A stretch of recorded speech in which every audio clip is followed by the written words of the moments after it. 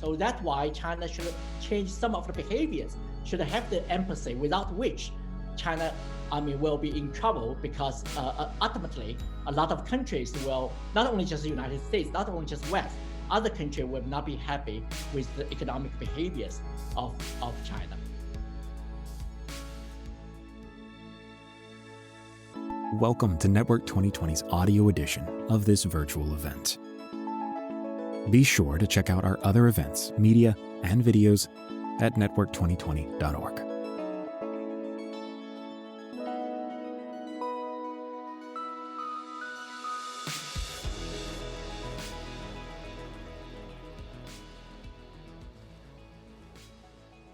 Good evening, good morning, everyone, depending on where you're joining us from. Welcome, everyone, to the U.S. and China Charting a New Course. My name is Courtney Dogger, and I'm the president of Network 2020. And it's a real pleasure to be here today, partnering with the Institute of Current World Affairs on this wonderful and timely panel discussion on the U.S.-China relationship. Just a few words quickly for those of you who don't know about Network 2020. We are a New York-based nonprofit that is really bridging the gap between the private sector and the foreign policy worlds. And so we're looking to drive innovative solutions and research critical to impacting foreign policy challenges. In a moment, we'll kick off with the panel, but first I'd like to just turn it over to Greg Pfeiffer from the Institute of Current World Affairs for a little bit about their organization and for the bios of tonight's panelists. Greg? Thank you so much, Courtney. My name is Greg Pfeiffer. As Courtney said, I'm the Executive Director of the Institute of Current World Affairs. It's terrific to be here. The Institute of Current World Affairs has actually had a long connection to China from our founder, Charles Crane's posting as ambassador to China in the 1920s under President Woodrow Wilson. And we have since sent many outstanding fellows to immerse themselves in Chinese society and become leading experts on China, including two of our panelists today, Cheng Li and Joe Battat, who was one of the only foreigners in Shanghai in the 1970s during his fellowship there. Today, the United States and China are in what most people agree is a new Cold War, thanks to their bitter trade dispute, which has begun to separate the two countries' deeply interconnected economies. President Donald Trump prompted the standoff to address what his administration describes as the authoritarian threat from Beijing. But the underlying differences are deep-seated, and now President-elect Joe Biden is promising to base his China policy on assembling traditional U.S. allies behind a unified strategy. The stakes couldn't be bigger. The battle concerns the future of the global economy and geopolitics, not least over information technology. Who will have the leading edge in 5G global networks, artificial intelligence, internet standards, and data? And the fundamental differences are over political systems, democracy and authoritarianism, human rights, privacy, and security. So how should the Biden administration set about charting a new course with China? Behind the rhetoric, what do the Chinese people think? What are the challenges and what's at stake? We have a stellar panel tonight to discuss these questions. Susan Thornton is a senior fellow at Yale Law School's Paul Tsai China Center following a distinguished 28-year career at the State Department. Cheng Li is director of the Brookings Institution's John L. Thornton China Center, among other positions, and author of many books on China. And Joe Battat is a senior lecturer at the MIT Sloan School of Management, following 26 years at the World Bank, including as head of the Foreign Investment Advisory Services. Courtney, back to you.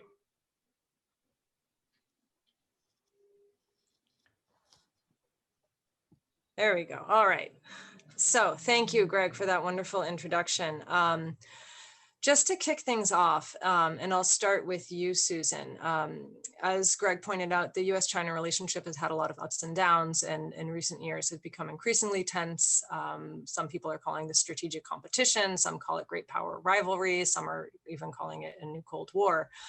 So how would you define the current relationship between the U.S. and China? And after Susan, I hope the other panelists will chime right in.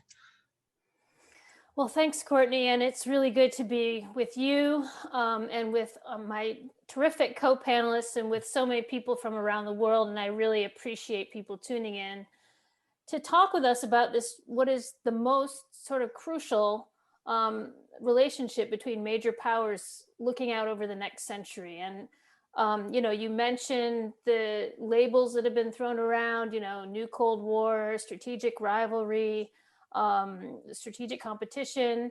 You know, I think that these kind of labels are not doing justice to the extremely, you know, complicated and important relationship between the United States and China. And I think it's very important to be careful about what kind of language we use and to avoid sort of oversimplifying the picture and creating this kind of black and white, this kind of us and them dynamic with China. I mean, let's think about it. It's a fifth of the world's humanity.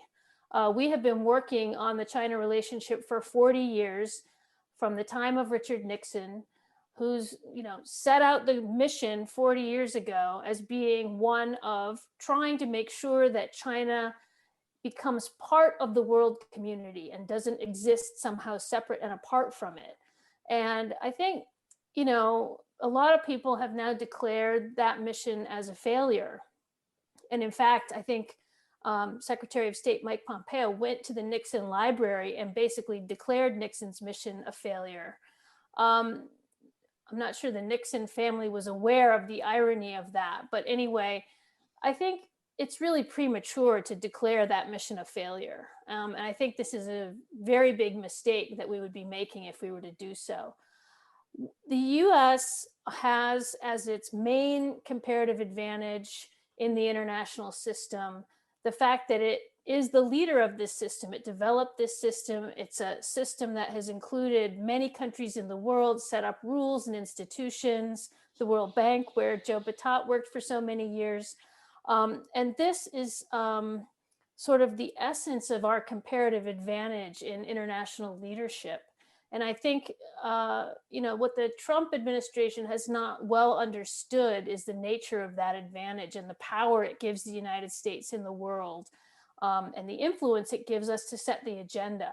And so, you know, what I think we need to do going forward, rather than, you know, sort of live in this anachronism of, you know, major power competition going back to World War I or something, we need to look at the changes that have happened in the world, in the international order, in the world system, and see how we can continue this project, but maybe in a more effective way. We need to get 1/5 of humanity in China into the world community. It's not easy. I think all of us have worked on this at some point or another, and we know the difficulties, but if we don't do it, then I think we will set ourselves up for a failure, and we will not be able to reap the benefits of the kind of integration in the global community on a lot of issues that we would like to see. So, you know, I prefer to think of it as, how are we going to figure out with China how we're going to coexist in the next century going forward, and how is it that the US is going to continue to be an effective leader of the international system that can integrate China.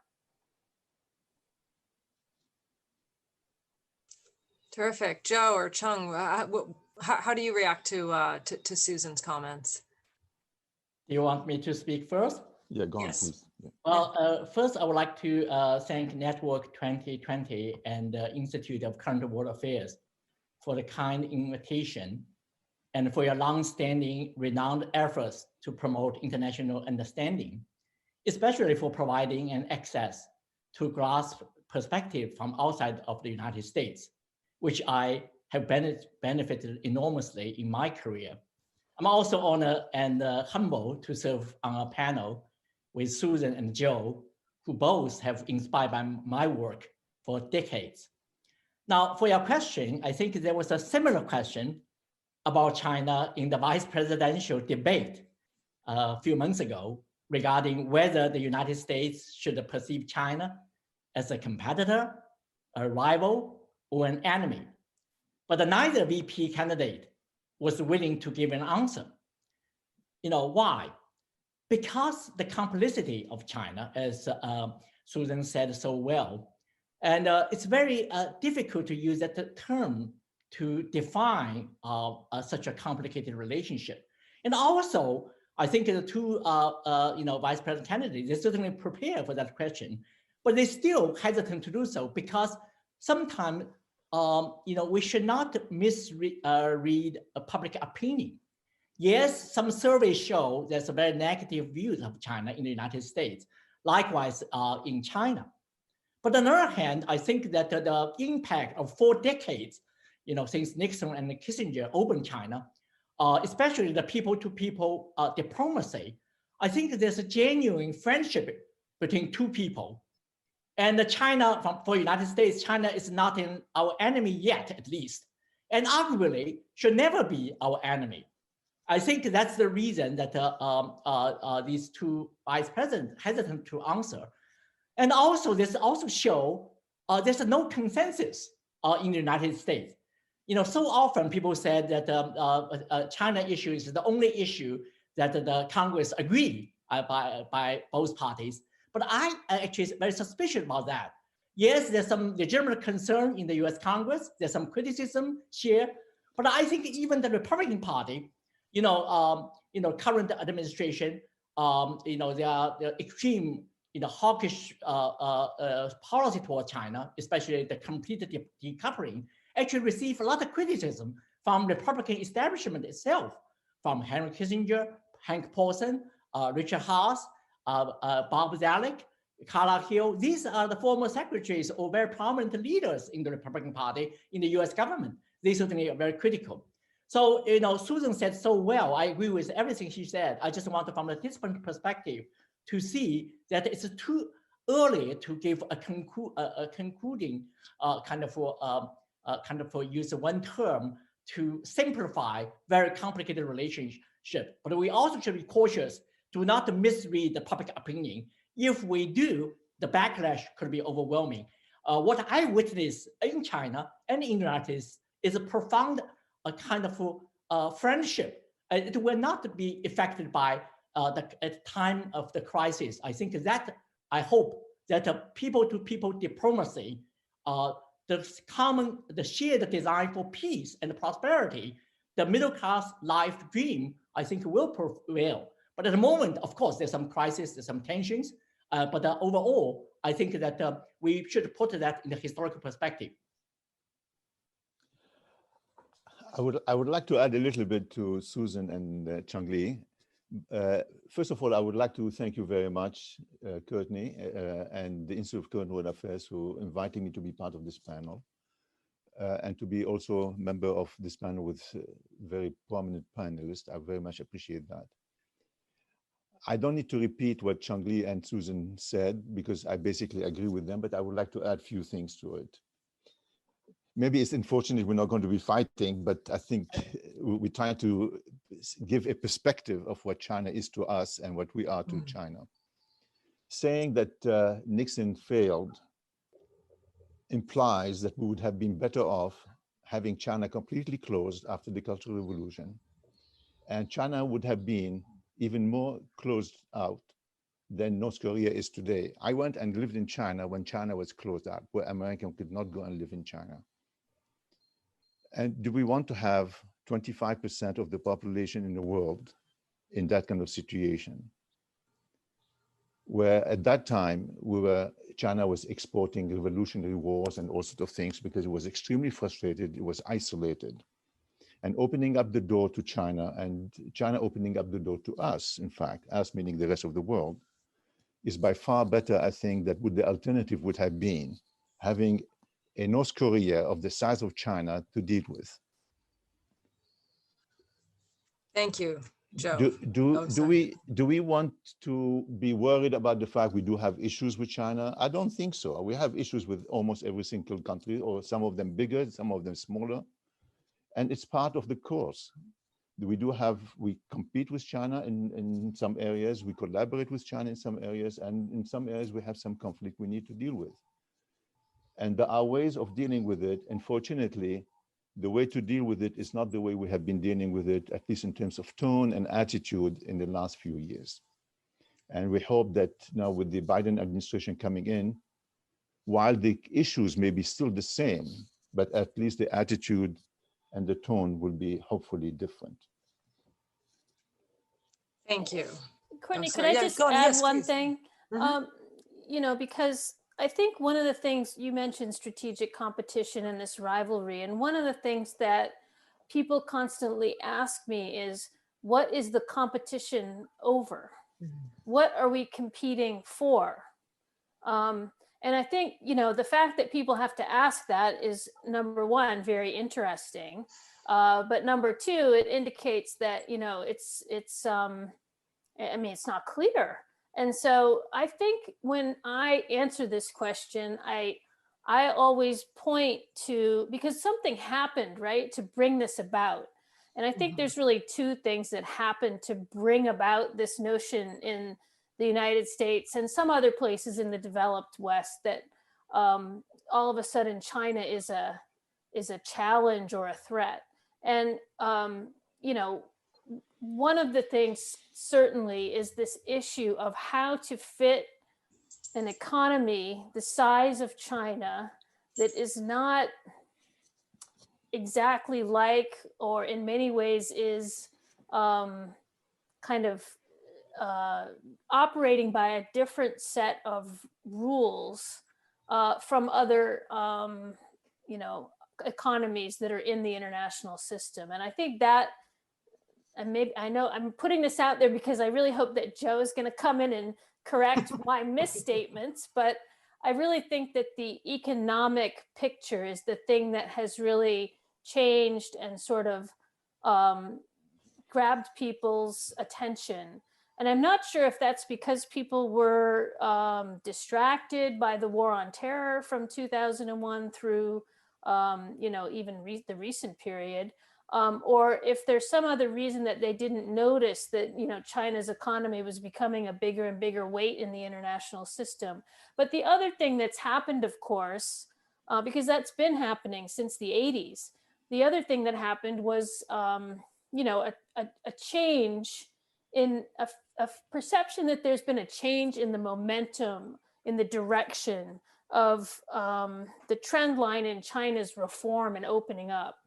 And, you know, I personally came back from Turkmenistan, where I was with you in 2014, to the State Department to start working on China again. And I noticed the difference. You know, I had been away from China for about 4 years. I came back in 2014 and noticed that, you know, it felt to me like China had turned inward and was closing. And there are a number of things I could mention, but so those two things in combination, for some reason, people felt all of a sudden the competition from the Chinese economy was growing and was less and less fair. And then another reason that, you know, China's reform momentum has really changed, and there were a lot of sort of negative things happening that indicated that. So, I mean, I think it's good to sort of put that out there because, I mean, it gives a little bit of texture for why are we having this conversation. If I may supplement a little bit what Susan is saying, which I think is very interesting. Some of the competition is principally, in some ways, in my mind, at least because of my biases, my professional bias, is quite a bit in the economic and trade area. Yeah. And we are not happy, and the rest of the world is not very happy in some of the behavior of the Chinese government in terms of, for example, protecting intellectual property rights, and question of trade, for example, question of transfer of technology or forcing technology transfer. I must say that my unit in the World Bank in the mid-90s were writing report to the Chinese government telling them exactly the same thing. And we kept on writing those reports and we kept on discussing them. It's not like it's something new. What's new is somehow, I agree with Susan, somehow we are paying more attention to those issues, maybe because we were distracted by other things, particularly the anti-terrorism in the 2000s, and also something else. The gap between the United States and the Western world with China was huge in the 1990s and 2000. So we did not perceive potential threat and potential strong competition. Now that gap is much smaller, actually, has been reduced, and then we need to deal with it. So actually, in some ways, dealing with these kind of issues are not something new, but I think there is a little bit more of a pressure to deal with it right now. It's a question of timing. Thank you both. That's terrific. And thank you, everyone. I see there's a very active chat going on, and people are starting to put questions in the Q&A box, which is wonderful. I'd like to turn to you, Cheng, first for this next question, which so just last week, the New York Times published an op-ed by Fu Ying, China's former vice minister, in which she outlines a vision for co-opetition between Beijing and Washington.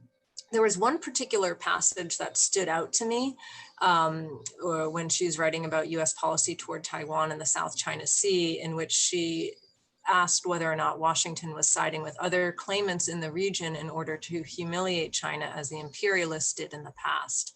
And that language of humiliation was really notable. And I wanted to get your and the other panelists as well thoughts on the extent to which is it a feeling of humiliation that is driving China, or is it something else? And really, what is the mood on the ground? What matters to people in China when it comes to the relationship with the United States, and how might that change with an incoming Biden administration? So Cheng, I'd love to hear from you on that first. I'm glad you asked that question. From the Chinese perspective, the historical legacy of China's century of humiliation, this is a term China frequently uses, plays a very important role in China's decision-making process. In other words, without a thorough understanding of China's history, we cannot make sense of China's foreign policy behavior, and also cannot understand the rise of Chinese nationalism. Now, China is a rising superpower, many people observe, but it is also a divided country from a Chinese perspective, because they call Taiwan is a runaway province. Of course, you may disagree with that claim. The Chinese believe that the United States wants to prevent China from obtaining its appropriate place, not necessarily a hegemony, but a major power in today's world. Now, let me give you some specific background. I think that it's fair to say relations have deteriorated at an astonishing rate during Trump's presidency, beyond anyone's imagination. Now, there's three fronts. On the economic front, systematic, complete decoupling. This is many people in China perceive, I think, with certain validities by the hardliner in Washington. They wanted to pursue that complete decoupling. It's not something remote and not just a scenario possible, but it is happening in virtually every economic domain. Now, you can argue that it will never work, but it's very, very close. I mean, my view is it's possible, but with huge cost. Now, just to give you one example, that the State Department, some officials claim that the U.S. business firms, let me mention again, it's a U.S. business firm that wanted to lobby for a better relations with China will be seen as the CCP, Chinese Communist Party's agent. They should register as such based on the FARA law. Now, how many American companies are willing to do that? But on the political front, the administration and adopted policy is really very close to regime change, called to overthrow the CCP rule. So you can imagine how Chinese government, the Chinese authority will respond, right? Along with that kind of thinking, there's a proposed ban of the Chinese Communist Party member and their families to enter the United States. As we know, there's 92 million Chinese Communist Party members. If you include their family members, direct family members, there are probably 300 million people. How could the State Department know your political background? So basically, if you are Chinese, you simply cannot, you will become suspicious. This is, I will call that Chinese Exclusion Law Act 2020. It's awful. It reflects some, racism, McCarthyism, and etc. So certainly Chinese Communist Party take advantage of that. So Chinese nationalism on the rise. Now, finally, it's on the military and the security front. In light of the U.S. support from Chinese perspective for Taiwan's move towards independence. Now, U.S. government may not want to go that far, but the Chinese perceive that way based on some of the incidents like the Taipei Act, 2019, Taiwan Travel Act, along with the high-level visits, and it's kind of possible military kind of involvement. So Beijing has begun to more seriously engage in war preparation, and in Xi Jinping's word, China will use war to prevent war. So this is a very, very dangerous situation. That explains Fu Ying's article, that explains Chinese perception, a kind of obsession with the century of humiliation, and China will react very, very strongly. So that's the danger. I'm not saying that it sounds like immediately there will be a war. I think the U.S. military is not willing to take that kind of risk. Even Donald Trump or some of the hardliners want to do that. But on the other hand, we are moving that direction, but that should be fixed.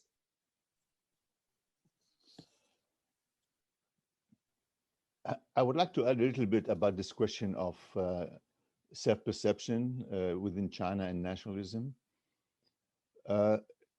Two very quick points. The first one is clearly the Chinese people felt that they have not been dealt a nice hand in the 19th century with the unequal treaties, for example, and centuries of humiliation.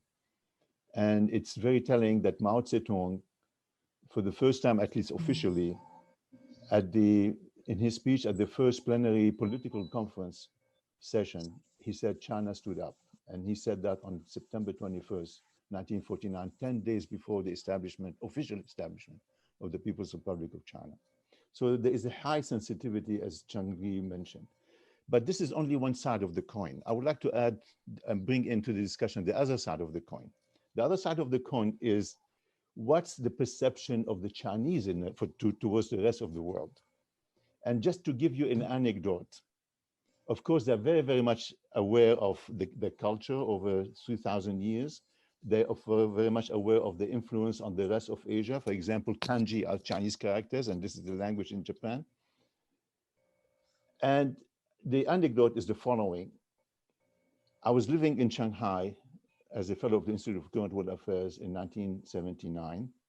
And in July 1979, when the formalization was announced, the very first set of reform were announced in China. I was passing in downtown Shanghai by the People's Square, and there is an exhibition hall, a very small exhibition hall. The door was open. When you have a door open in China, you walk in if you want to learn about China.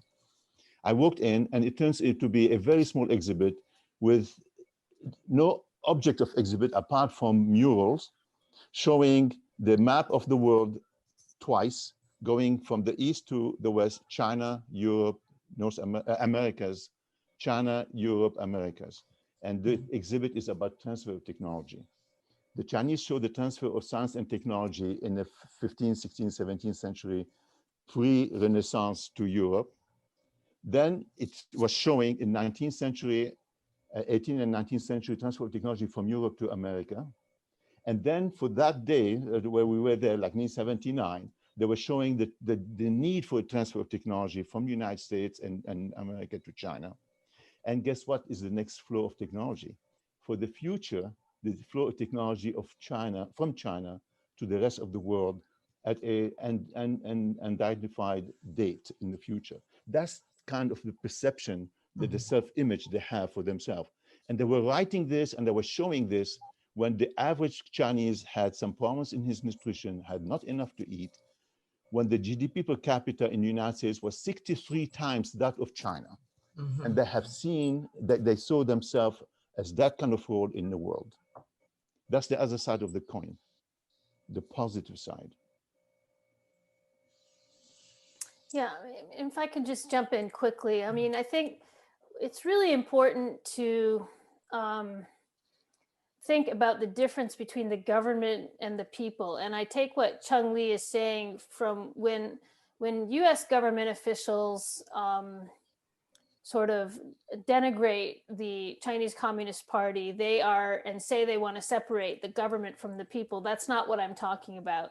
But I think, we think about the relationship between the people of the United States or the world and the people in China, and it's one thing. And then but the real problem is between the governments. And this is common actually around the world. A lot of places we have no problem with the people of another country, but we have a problem with their government. And I think a lot of the issues that we have with China center around this need on their part to be sort of officially recognized, legitimized, and to have the respect of the rest of the world. And so the 100 years of humiliation sort of gets at this feeling that they haven't been recognized in the way that they should be. And I think that's what sort of Cheng and Joe's comments both sort of point to that. One of the things that the Chinese have put forward back in the Obama administration, and they're still putting it forward, is this notion of a new model of major country relations. And, this is, talks about no conflict and no confrontation and win-win outcomes.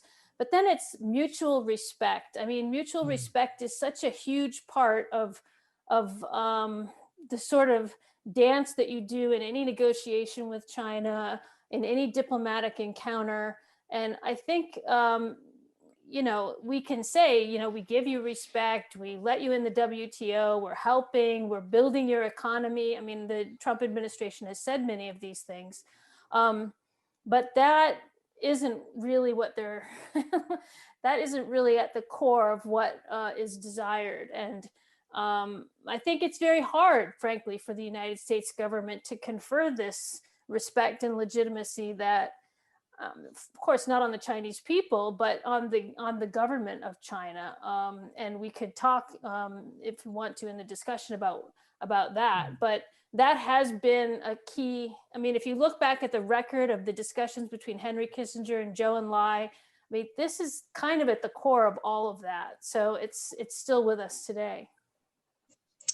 Thank you. Yeah, I think that that whole concept of mutual respect, it applies in a lot of places, for sure.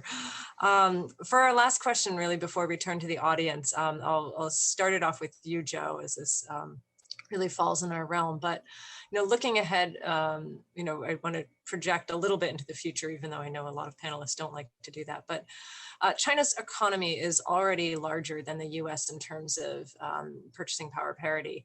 And experts predict that it could overtake the US in terms of nominal GDP in 5 to 10 years. When this happens, with China as the largest economy in the world, do you think there will be a fundamental change in the dynamic of the China-US relationship? In the last 30 years, China has performed from the economic point of view in a way that I don't think humanity has seen that before at the same scale. Of course, we know about that. We know the result of it. It's the second largest economy, or the first largest economy if you consider PPP. The per capita of income went from about $400-500 to about 10,000 right now, which is an amazing feat. And now China has, in some areas, some advanced technology in some sectors. But at the same time, when we start to be concerned, quote unquote, concerned about Chinese size of the economy, we also need to look at what are the challenges that China is facing in terms of its own economy. And China is facing tremendous challenges, which a lot of people who study China do agree on. One is its aging population. When you have an aging population, that affects economic growth substantially. And that aging population also creates a rapid rise in the wages. So China may become less and less competitive compared to what it used to be the last 20, 30 years. It also reduced supply of labor. China still has a low urbanization rate. For an economy to be as strong as China, to be strong like the United States, you have to have a larger rate of urbanization, and China doesn't have that. 50% of the population, more or less, still live in the countryside. There is the efficiency of the state-owned enterprises, which are about 50% of the economy, and the Chinese government is struggling with it, as well as innovation.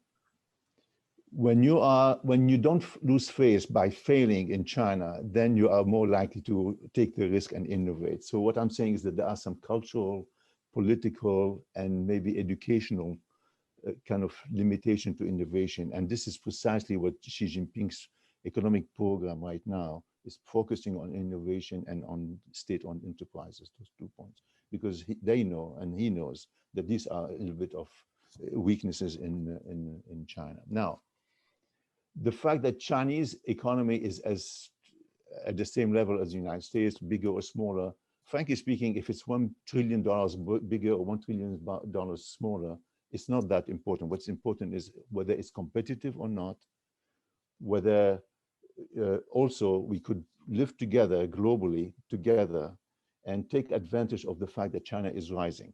China rising means it's a market opportunities for anybody, including the US. So we should not look at it as a threat. I think we should look at it as an opportunity. And that's exactly what Chinese mentality is. When you do have a crisis, you see an opportunity. Weiji is both the crisis and the opportunity is in that term. So we should look at it as an opportunity. We should also look at as increasing the welfare of the United States population when we get cheaper and more competitive product from China. That benefit the general population, even though which I recognize, it put a specific group of people who are unable to compete with China out of job.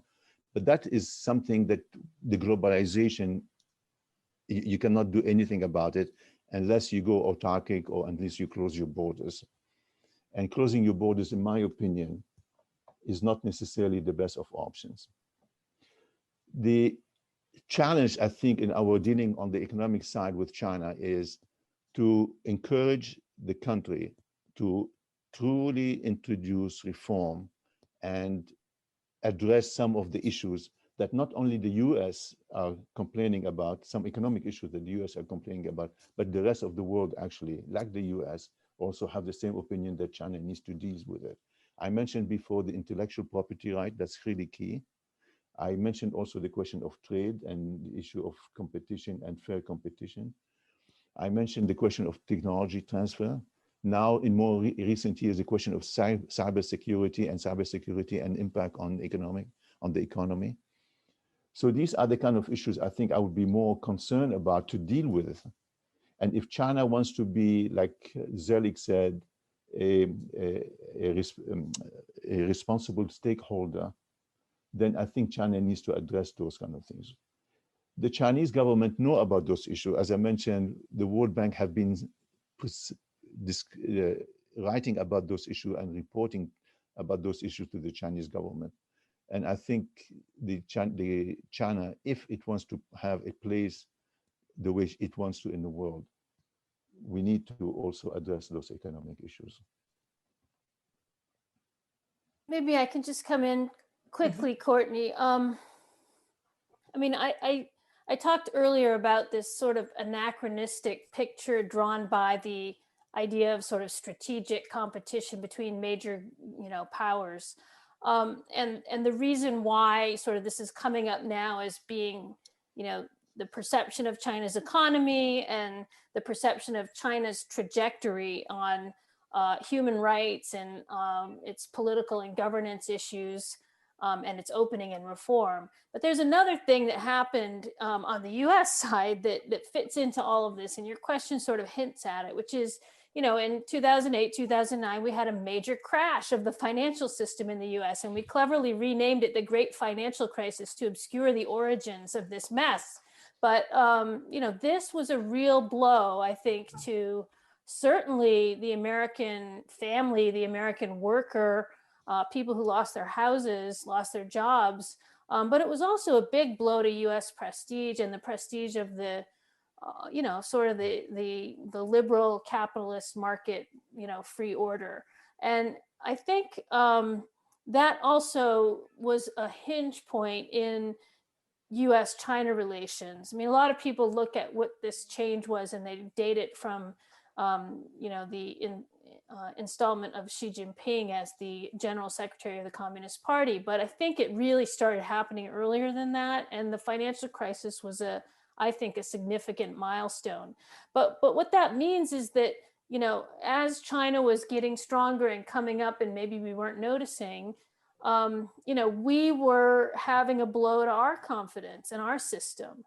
And, people talk about this phenomenon of sort of a relative power shift in the international system, which I think is a fact if you look at it objectively. But I don't agree with people who talk about, American decline. And I think Joe points now in his remarks that he just made to a lot of the weaknesses, problems, and challenges that China has to deal with. And so, they're 4 times the population of the United States. It shouldn't shock us if at some point in the future their economy is bigger than ours. But that said, as Joe rightly points out, it's not the most important factor. It's the dynamism of that economy. It's the competitiveness.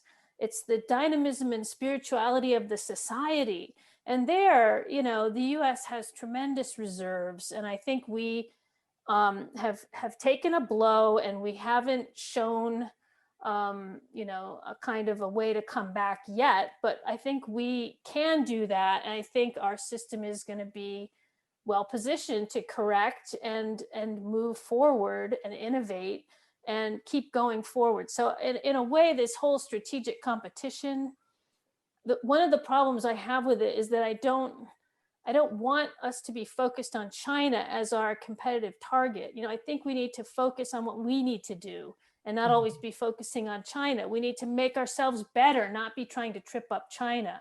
They have their own problems, they'll focus on them and they'll deal with them. The other thing to keep in mind is that unlike in World War I era, 1914, the world today is a lot different and the challenges and threats are a lot different. Our borders are a lot more open and we need that to keep our societies and our economies dynamic. But it brings with it a lot of new challenges. And so things like pandemics, we're in the middle of a huge pandemic. Talk about a blow to our confidence. So I think, pandemics, climate change, dealing with technology change, we don't even know, what are the implications of biotechnology and genetics and genetic technology, et cetera. All these things will need to be grappled with, and they're all going to be international, transnational issues, and they're going to plague every government, Chinese, American, German, or Cuban, So we need to focus on reality and what the real challenges are that are coming at us and not look, sort of behind our shoulder or back to the past or whatever.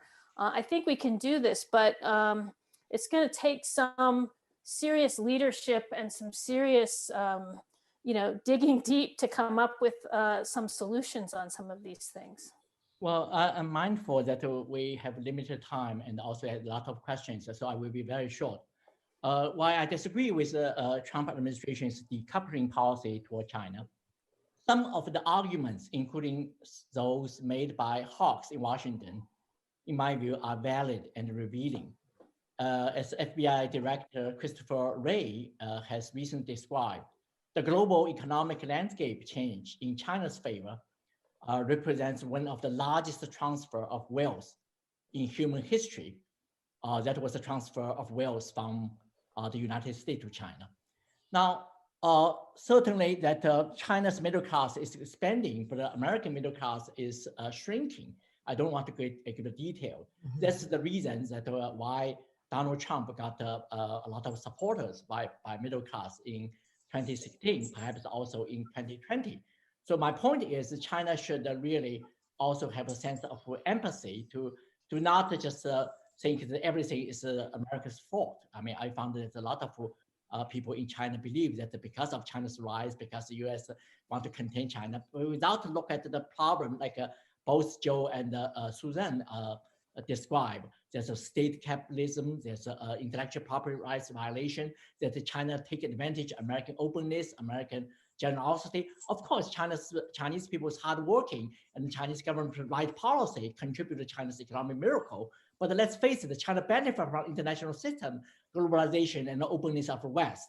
But now towards the point that China face some problems, like Joe mentioned, but Western countries, I mean, including the United States, face also very, very daunting challenges. So that's why China should change some of the behaviors, should have the empathy, without which China, will be in trouble, because ultimately a lot of countries will, not only just the United States, not only just West, other countries will not be happy with the economic behaviors of China. So that's the things I want to add. Perfect. Thank you for that. I'm going to turn to Q&A now, and I apologize. There are obviously many more questions than there are minutes left, so I'll try to group some of them. And what I'd like to do now, and kind of play, I'm going to group a couple of questions, and I think Susan, you had touched on, this idea of other, the dynamism of the United States. And it actually echoes what Joseph Nye said. He was on here a couple of months ago. And that was also what he said in regards to China. Another theme that I hear a lot coming up, though, and this is something that I think is particularly resonant in this time when the United States is going through its own, really having to look at itself internally, particularly with social justice, is this question of human rights. And we have a question from, I believe it's Mira Eaton, who is asking about whether or not, as China is increasingly on the world stage with the US, how does one keep up pressure about human rights? And questions about human rights continually arise. We have a few in the chat room, and this is it's a common theme. And so, how do questions about human rights get addressed in a changing dynamic with China and within the own U.S. domestic context? I guess. You mean like U.S. diplomatic discussions and or surrounding China's human rights performance, right? Not the U.S. human rights performance. In particular, but I think it does become increasingly hard for the U.S. to look outside at the world when quite rightly we need to do a lot of work at home as well. Well, yeah, I mean, that is true. And Courtney and you know as well as I do as former diplomats, it's much easier to go in and talk to a foreign government about their human rights transgressions if you can point, if you can feel that your own country is living up to a high standard of human right. If there's something that's just happened in the US that's problematic, then it always is a good talking point for the foreign interlocutor to come back at you with. But that's, I still think there's a big difference between the way human rights issues are handled in the US and the way they're handled in a place like China. And this gets to the issue of different governing systems, the efficacy of rule of law in other countries, the degree to which people feel secure and protected, in just going about their law-abiding business, et cetera. And so it's really important that we don't fall into that trap, because in the US, there's no more, sort of introspective and self-critical and self-flagellating government and society than the United States. Whenever we do something wrong, there's plenty of people around to investigate it, examine it, expose it, and continue to talk about it. So, and that's a strength of our system, and we shouldn't be shy about that. But, in talking to, we have this conversation all the time with the Chinese. I had a conversation the other day, where I brought up problems and transgressions of human rights with respect to Hong Kong's high degree of autonomy, how that's been violated. We had the arrest of, or the sentencing of some of the high profile democracy activists in Hong Kong today. And also the abysmal situation in Xinjiang. But I mean, these are just the latest in a long line of, people who've been working on China their whole lives could recite for you chapter and verse, all the cases and all the issues and incidents. But I think Xinjiang is really, about one of the worst sort of in the list that I can recall. And, you can't accept China's sort of false equivalence about, well, you have problems too. I mean, that's just not something that they should be allowed to get away with. I mean, I think the way to handle it is to they don't like it when we bring it up. They want to be seen as a responsible country. I mean, this is important. There are some countries that don't care, if they're seen as responsible on things like human rights protection or not. And I think we want China to want to be seen as responsible on human rights protection and rule of law efficacy. And we need to keep raising the issues where we see problems. We need to do it in sort of chorus with other countries who are willing to do this with us. And there are a lot of them out there. And we just can't, be bullied by China or back down. I mean, we are raising these issues because, and I think Fu Ying even said in her article in the New York Times that major powers can't keep their domestic politics inside their borders. I mean, they spill out. In the United States, our domestic politics spills out into the world. In China, it spills out into the world. And so the Chinese have traditionally said that, internal affairs are off limits and you can't, talk to us about that. But that is just not the case in an interconnected world like the one we live in today. And I think, over time, the Chinese will have to back down on that. And over time, they will have to make improvements in some of these areas. They're not going to change these policies under pressure from the outside world, I don't think, but they will, I think, gradually and incrementally make changes so that they can be, seen as being more responsible and so that they can fit better into the international system. But it could take a long time. And I think that's just the way you have to do it. It's tough work. I mean, I don't think the sanctions that we've levied on these kinds of issues are particularly effective. But maybe we can think of some other strategies to use. But as a first start, unified pressure and diplomacy should be concerted and steady drumbeat. Well, I just want to add one thing that I think the worst thing for U.S. to do is to have a double standard. I think that with the arrival of the Biden administration, certainly acknowledge the systematic racism and the problem of social justice in the United States. I think we are in a good position to regain moral high ground, particularly inspired by Biden's statement in his speech after the election that we should lead by power of example rather than the example of power. And also Tony Blinken, the nominee for Secretary of State, he also said repeatedly that we should running for to high rather than running race for the bottom. So I think this is a good message. I think human rights is very, very important. I agree with everything Susan said, but how to deliver, how to persuade the Chinese people, right?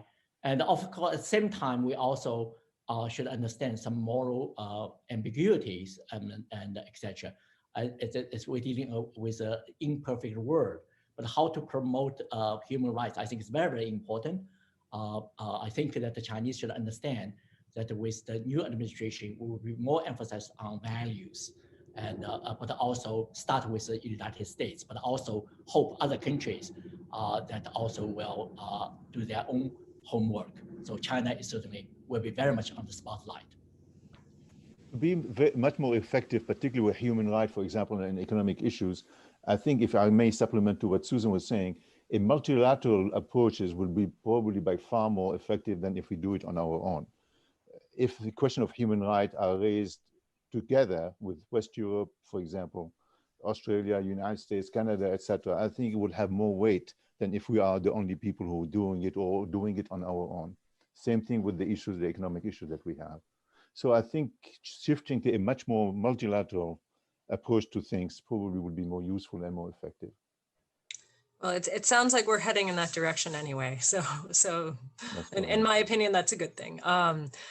So we're also getting a couple of questions on Hong Kong and Taiwan in particular. Actually, Taiwan keeps coming up. And so I'd like to turn to that briefly. Cheng, why don't we start with you on that? What do you think what do you think is going to happen with Taiwan? Will it become, quote unquote, another Hong Kong? And how does this fit into China's overall strategy? Well, no one should compare Taiwan with Hong Kong. They are different. The even Chinese government handle this differently. But it's regarding Taiwan, it's a very, very tough question. I think earlier on I mentioned about the real danger. This is the issue area that the United States and China will be caught in a terrible, terrible war without the winner, because it could be escalated. So I think the point is that the United States should not underestimate China's determination, their sovereignty, they call the core interest. But for China, they should not underestimate the United States and the international community. They wanted to maintain peace and will not allow the use of force. I think this is very, very important. I think that should avoid miscommunication, should have established a mill-to-mill mechanism. I think you mentioned about the long term, we do not know. I think time will determine a lot of things.